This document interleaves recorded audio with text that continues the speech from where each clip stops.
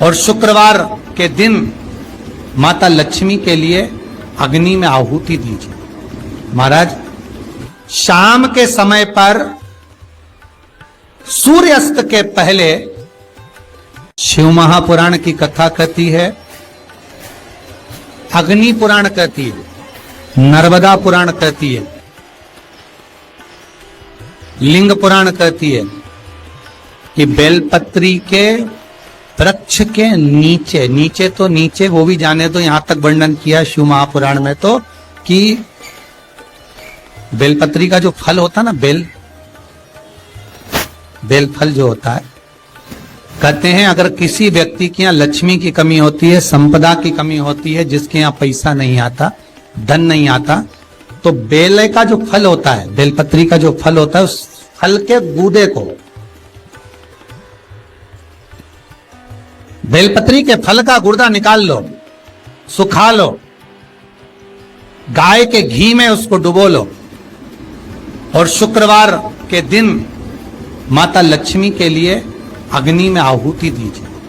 महाराज, शाम के समय पर सूर्यास्त के पहले ये जो आहुतियां हम बेले के गुर्दे के फल की गाय के घी में डुबोकर माता लक्ष्मी और भगवान विष्णु के नाम से देते हैं, महाराज 2 या 3 शुक्रवार करोगे, लक्ष्मी की कभी कमी नहीं आती, संपदा बढ़ती है। एक प्रयोग और कर देखना, कभी अगर मौका मिले आपको तो प्रयोग कर देखिए। लिंग पुराण के अंदर लिखा हुआ है, शिव पुराण में, लिंग पुराण में और स्कंद पुराण में कहा गया है कि अगर किसी ने बेले के फल का अगर थोड़ा सा भी गुर्दा पाया है, बेले के फल को खाया हो या बेल का रस पिया हो या बेल के फल का जूस पिया हो, अगर वो व्यक्ति का अनायास किसी कारणवश प्राण भी छूट गए हो, तो शिव महापुराण की कथा कहती है कि 27 दिन तक वो बेल के फल का रस उसके नस नस में रहता है, तो उस व्यक्ति को यम नहीं छूते, वो कैलाश पर निवास करता है। मर भी जाता है तो अधोगति में नहीं पड़ता, नरक नहीं भोगता, वो बैकुंठ पद का कामी हो, बैकुंठ का निवासी।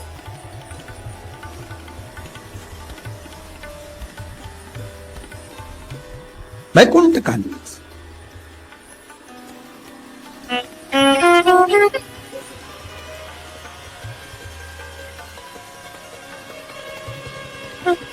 ये जो शिव जी को चढ़ती बेलपत्री हुई, शमी पत्र हुआ, मदार का पुष्प, आंकड़े का जो पुष्प हुआ, ये सब साधारण नहीं है साहब। शंकर का एक एक गुण तत्व ग्रहण करने वाले, शंकर का अनुमोदन करने वाले, शिव को एक एक वस्तु जो चढ़ने वाली साधारण नहीं। और निवेदन करूंगा, अगर जिंदगी में थोड़ी सी तकलीफ है, दुख है, कष्ट है, परेशानी है, 5 कमलगट्टे। और निवेदन करूंगा, अगर जिंदगी में थोड़ी सी तकलीफ है, तांबे के लोटे में जल भरकर है, रख लीजिए। 5 कमलगट्टे सीधे हाथ पर उस कलश को रखो जिसमें 5 कमलगट्टे के लोटे में जल भरकर रख लीजिए। श्री सीधे हाथ पर उस कलश को नमस्को जिसमें 5 कमलगट्टे का 5 बार स्मरण कर आपको जो तकलीफ है उसको हृदय चित्त से धरकर मस्तक से कलश को लगाकर किसी एकांतेश्वर महादेव पर, किसी वृक्ष के नीचे विराजमान हो, ऐसे एकांतेश्वर महादेव पर अपनी कामना कर वो जल समर्पित कर दो। 1 बेलपत्र, 1 कमलगट्टा उठाकर अपने घर पर लेकर आ जाओ। जो तकलीफ बहुत ज्यादा हो रही है, 5 दिन में आपको मालूम पड़ जाएगा, 5 दिन में अंतर आ जाएगा। दुनिया में किसी की सामर्थ्यता नहीं है कि तुमको नीचे दबा दे। जिसके मस्तक पर बेलपत्री की लकड़ी का चंदन शिव को लेपित कर कर यदि मस्तक पर लगता है, कोई बेलपत्री का वृक्ष यदि सूख जाता है, उसकी जो लकड़ी होती है उसका चंदन भी हम शिव को लगाकर अपने मस्तक पर लगाते हैं। क्या बेलपत्री के वृक्ष के नीचे की मिट्टी को भी यदि हम त्रिपुंड बनाकर सिर पर चढ़ाते हैं, तो दुनिया में किसी की सामर्थ्यता नहीं है कि तुमको हरा दे, तुमको विजय प्राप्त होती है। वो बहन जी बोली 97 लाख का कर्जा चूका गुरुजी केवल दीप लगाने से शिव को। और आपने जो दीप बताया था, और वो दीप की गणना आज फिर कर रहा हूं इस व्यासपीठ से, फिर बाबा के धाम से ये मीरा भयंदर की पवित्र भूमि पर अगर वो चरित्र सामने आया है और वो दीदी के माध्यम से अगर बात निकली है, तो उन दीप की गणना फिर बोल रहा हूं इस व्यासपीठ से, फिर वर्णन कर। जो आपने दीप बताया था, उस दीप के प्रभाव से आज हमारा 97 लाख का कर्जा बाबा ने 3 महीने में चुकाया। कैसे व्यवस्था करी, क्या व्यवस्था करी, ये वही जानता। वो 2 दीप आज अगर कथा निकली है ज्वालासुर की, तो अपने भीतर वो 2 दीप का महत्व अपने अंदर उतार कर रखी है। वो 2 दीप साधारण नहीं है, जो हमने पहले 7 साल पहले भी कथा के माध्यम से बताया था। यदि आप लोग YouTube पर कथा सुनते होंगे, जब व्यक्ति हताश हो जाता है, कर्जे में लगा लूम हो जाता है, बहुत दुखी हो जाता है, कुछ भी नहीं रहता, फैक्ट्री नहीं चलती, व्यापार नहीं चलता, कोई काम नहीं चलता, ना कोई व्यापार चल पाता है, टूटकर आखिरी में सोचता है अब बच्चों का भरण पोषण कहाँ से करूं, परिवार को कैसे पालूं, मर जाऊं तो अच्छा है। मेरा उन लोगों से निवेदन है, मरना किसी चीज का हल नहीं, उसकी कृपा होना चाहिए, उसकी दया होना चाहिए, किसी दूसरे की सामर्थ्यता नहीं। केवल देवता देंगे पल्ला झाड़ कर, और मेरा कुबेर भंडारी देगा छप्पर झाड़ कर, और वो देता है, साधारणता में नहीं देता, थोड़ा बहुत तो देता ही नहीं है। पूरी कथा को देखिए, 10 साल 20 साल 30 साल की कथा निकाल कर देखिए, पूरी कथा की वीडियो आप निकालिए, हर वीडियो में आप देखोगे भगवान ने जिसकी भी गोदी में बच्चा दिया, एक एक तो कम दिया, 2-2 ज्यादा दिया, क्योंकि उसकी रीति है, देता छप्पड़ फाड़ के। मैं ज्वालासुर को समाप्त नहीं, इसकी बैलेंसिंग करूंगा, और ये ज्योति के रूप में रहेगा। मां शक्ति के पास में भी ज्योति के रूप में, शिव के पास में भी ज्योति के रूप में। इसलिए जब तुम संपूर्ण तरह से हार जाओ, लगे अब कुछ भी नहीं अपने पास में, एकदम खाली हो गए, कुछ भी नहीं बचा, तब बेलपत्र के वृक्ष के नीचे शंकर जी के मंदिर के सम्मुख में 2 दीप लगाना प्रारंभ कर दीजिए। एक लंबी बाती का दीप, एक गोल बाती का दीप, एक शक्ति का, एक शिव का, दोनों दीप घी के दोनों सामने रखो, बाबा को प्रार्थना करो। शिव मंदिर में लगाने के बाद फिर बेलपत्री के वृक्ष के नीचे जाओ। उस बेलपत्री के वृक्ष के नीचे जाना जिसकी छांव तुम्हारे ऊपर पड़े, पौधा नहीं, पौधे की छांव नहीं आ पाती अपने ऊपर, पौधा छोटा सा रहता तो उसकी छांव नहीं आती। बेलपत्र के वृक्ष की छांव में बैठकर 2 दीप लगाओ जिसकी छांव है। 2 महीना नियम ले लो, शाम के समय पर दिन भर मेहनत करूंगा, परिश्रम करूंगा, अपने व्यापार को बढ़ाऊंगा, कर्म करूंगा, मेहनत करूंगा, और शाम को प्रदोष काल में मेरे घर का कोई भी व्यक्ति जाएगा, शिव मंदिर में 2 दीप और बेलपत्र के वृक्ष के नीचे 2 दीप लगाएगा। 2 महीना इंतजार करना, मेरा बाबा हाथ पकड़कर तुम्हें ऐसा दौड़ाएगा कि शिव अपने आप करुणा करने लगेगा। छोड़ता नहीं है शिव। दुनिया में एक दोस्त ऐसा है मेरा देव अधिदेव महादेव, दुनिया में एक मित्र ऐसे हैं मेरे शंकर भगवान, जिन्होंने शंकर को अपना सर्वस्व मान लिया। दुनिया में शिव वो दोस्त हैं, वो मित्र हैं कि संसार के मित्र भले छोड़ दें, पर मेरा महादेव अंतिम श्वास तक नहीं छोड़ता, हाथ पकड़ कर रखता। आपके घर में छोटा सा शिवलिंग विराजमान, निवेदन है जहां पर भी शिवलिंग आपके घर में विराजमान है, अगर छोटी सी कटोरी में एक बेलपत्र को आप नीचे रखिए, छोटी सी कटोरी उस बेलपत्र के ऊपर रखकर उसमें थोड़ा सा मधु शहद, शंकर भगवान की साक्षी में शिव जी के सामने अगर शुक्रवार की शुक्रवार रखना प्रारंभ कर दो, धीरे धीरे संपदा की वृद्धि अपने आप होना प्रारंभ होगा। बेलपत्री की मध्य पत्ती पर, बेलपत्री की बीच की पत्ती पर लगाया हुआ चंदन और पत्ती के 3 पत्तियों का जहां पर मिलन हुआ है उस जगह पर लगाया हुआ शहद शिव को जब चढ़ाया जाता है तो वो भाग्य की बेकार रेखा को भी बदल देता है, वो साधारण नहीं है। शुक्रवार के दिन बेलपत्री के वृक्ष के नीचे बैठकर घृत का दिया लगाकर शरीर में जो रोग है उसका स्मरण कर कर शंकर जी से विनय कर कर, हे भोलेनाथ, आपने शुक्र देवता को संजीवनी मंत्र दिया है, तो क्या आप मेरे को वो मंत्र प्रदान नहीं करोगे? मेरे रोग, मेरी बीमारी, मेरे दुख को आप नहीं हरोगे? शिव से कहो, ये शरीर आपने दिया है और भजन करने के लिए दिया है, स्मरण करने के लिए दिया है, कीर्तन करने के लिए दिया है, तो संभालोगे भी आप। और बेलपत्री की ओर मुख कर घी का दिया लगाकर महामृत्युंजय मंत्र का स्मरण कर लेने पर धीरे धीरे धीरे धीरे धीरे धीरे वो रोग समाप्ति की ओर आता चले जाता है। विष्णु पुराण कहती है, स्कंद पुराण कहती है महाराज कि भगवान नारायण स्वयं इस जड़ के नीचे अपना विश्राम करते हैं महाराज, इस जड़ के नीचे। प्रयास करा करो, एक चुटकी हल्दी, कितनी? मात्र एक चुटकी हल्दी, आंवले के वृक्ष के नीचे भगवान हरि हर महादेव, कौन से महादेव हैं? हरि हर महादेव के नाम से रखकर उस पर पूर्व मुख कर कर, पूर्व की ओर मुख कर कर जल समर्पित करना प्रारंभ कर दीजिए। आप अगर प्रयास करेंगे, शुक्रवार की शुक्रवार करें या नवमी की नवमी करें, अष्टमी की अष्टमी करें, प्रदोष की प्रदोष कर लें। कोई व्यक्ति व्यसन में डूबने लगा, अपना लड़का, अपना बेटा जिसको आप मदिरा के नशे में देखना नहीं चाहते, अपना बेटा, अपना बच्चा जिसको आप व्यसन में नहीं देखना चाहते, और सूचना मिल रही है कि वो व्यसन कर रहा है, नशा कर रहा है, के परेशान हो गए, नशा मुक्ति केंद्र में छोड़कर आ गए, वो नशा छोड़ने को ही तैयार नहीं है।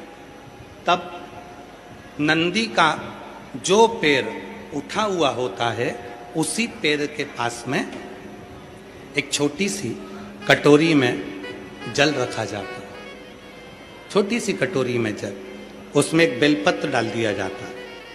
महाराज, जब आप शिव जी के मंदिर में जाओ, नंदी के उस चरण के पास में कटोरी में जल रखेंगे बेलपत्र डालकर, और अपना जो एक लोटा जल लेकर आए हो वो शिव जी को चढ़ाओगे, प्रार्थना करोगे।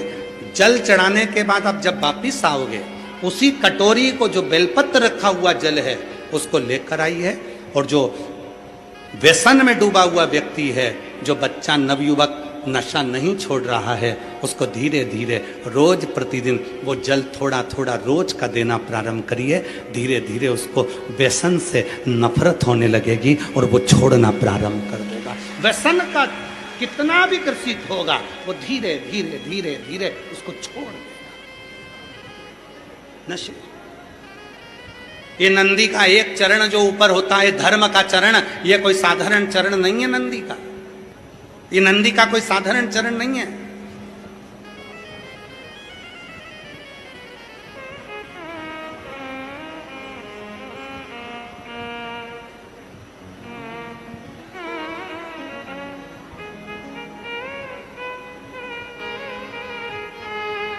ये नंदी का जो चरण है, जिसका चरण ऊपर की हो रही है, साधारण चरण नहीं है।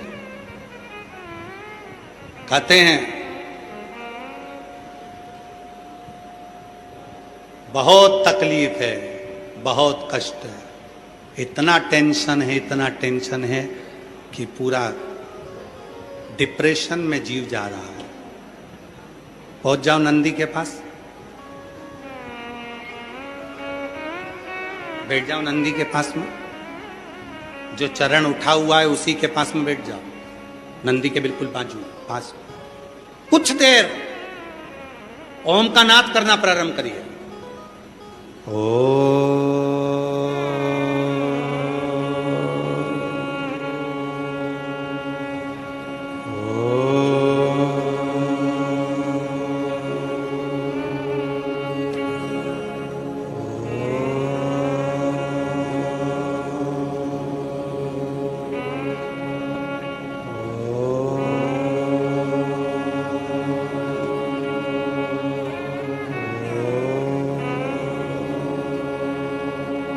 जब हम नंदी के चरण के पास में बैठकर ओम का नाद करते हैं, अभी अभी आप 2 क्षण के लिए, अगर आपके आमने सामने से कोई नहीं जा रहा हो तो आप बड़े प्रेम से, बहुत भाव के साथ अपना सीधा चरण थोड़ा सा खड़ा करिए, जितने जमीन पर बैठे हैं वो 2 क्षण के लिए बस कर देखिए। 2 क्षण के लिए सीधा चरण आगे करो और 5 बार ओम का नाद कर देखिए।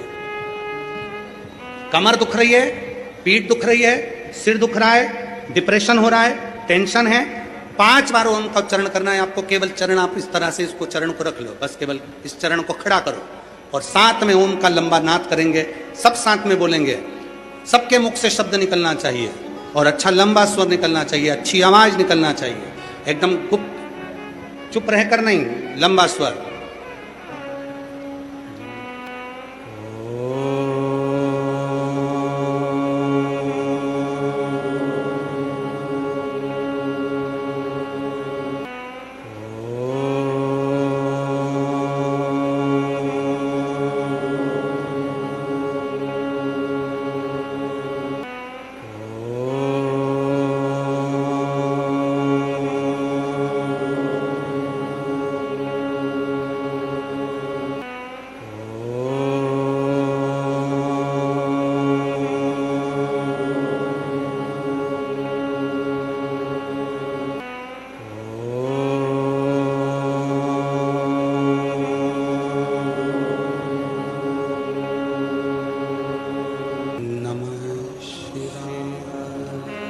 आराम से बैठिए, नेत्र खोलकर स्मरण करिए।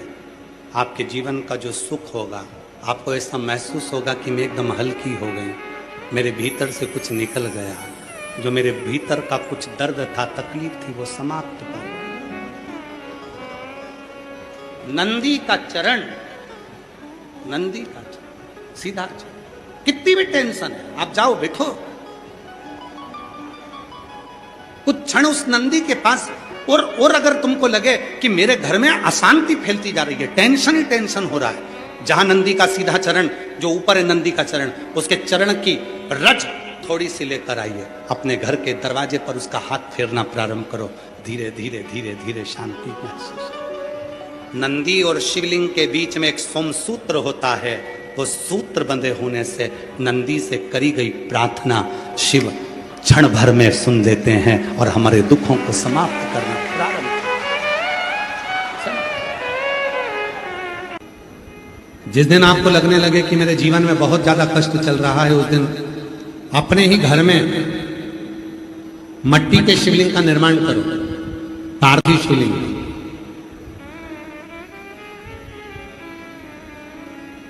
एक दुर्वा, एक बेलपत्र, एक दुर्वा, एक बेलपत्र, एक कनेर का पुष्प जल चढ़ाने के बाद उसी पार्थिव शिवलिंग पर समर्पित करो। दीप लगाकर बाबा से प्रार्थना करो और बाद में उसी शिवलिंग को उसी मट्टी के गमले में विसर्जन भी करो।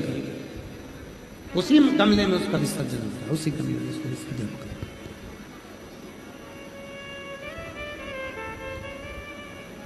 एक पार्थिव पूजन का जो फल है, एक पार्थिव पूजन का जो फल है, वो सहस्त्र हजारों लाखों शिवलिंग के पूजन के बराबर फल प्राप्त हो जाता है। एक पार्थिव पूजन का जो फल है, एक पार्थिव पूजन का जो फल है, वो सहस्त्र हजारों लाखों शिवलिंग के पूजन का फल। इसलिए अधिक मास के शिवरात्रि पर, अधिक मास की शिवरात्रि है 13 तारीख, 13 जून को अधिक मास की शिवरात्रि रहेगी। शाम को 7 बजे पूरी दुनिया अपने अपने घर में पार्थिव शिवलिंग का पूजन करेगी। शाम को 7 बजे आप और हम सब मिलकर अपने अपने घर में पार्थिव मिट्टी का शिवलिंग बनाकर, जो लोग पंडाल में है वो पंडाल में ऑनलाइन पूजन करेंगे, जो घर पर है वो घर पर ऑनलाइन पूजन करेंगे, पार्थिव पूजन।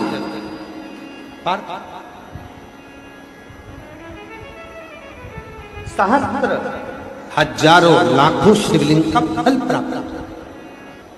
जैसे बलिया के बालेश्वर महादेव, बलेश्वर महादेव।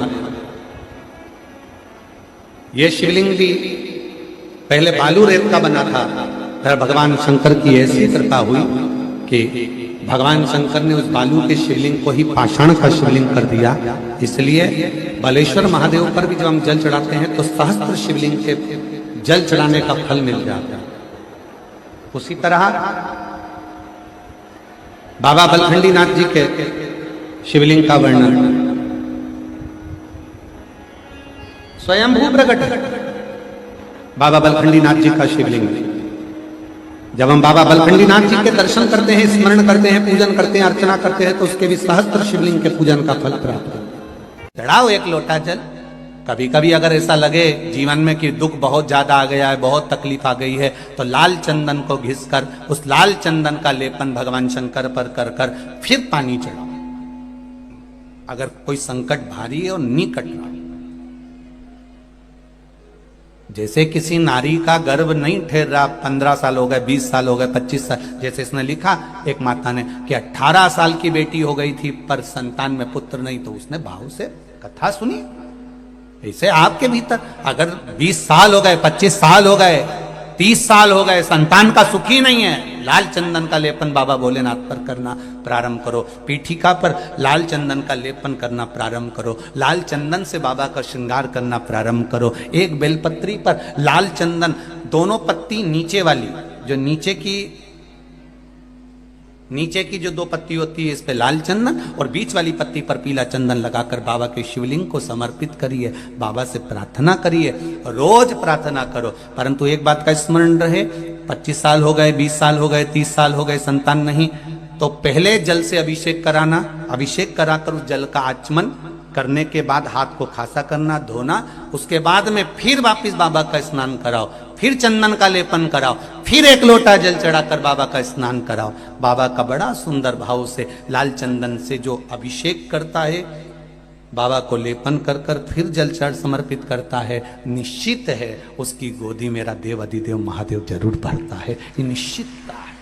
हम तो बेटियों से भी कहते हैं, जिसका विवाह नहीं हो रहा हो, 25 साल, 30 साल, 27 साल, 28 साल, 32 साल, 40 साल हो गए हो, नहीं हो रहा हो बेटा बेटी का विवाह, उसे लाल चंदन का प्रयोग अशोक सुंदरी वाली जगह पर 7 बिंदी लाल चंदन की लगाकर 7 बेलपत्र 7 बिंदी पर रखिए और महाराज अपनी कामना कर कर भगवान से आइए। बाबा देगा, करेगा, 3-4 महीने में विवाह पक्का करेगा। ये लाल चंदन की महत्वता है, शुद्धता।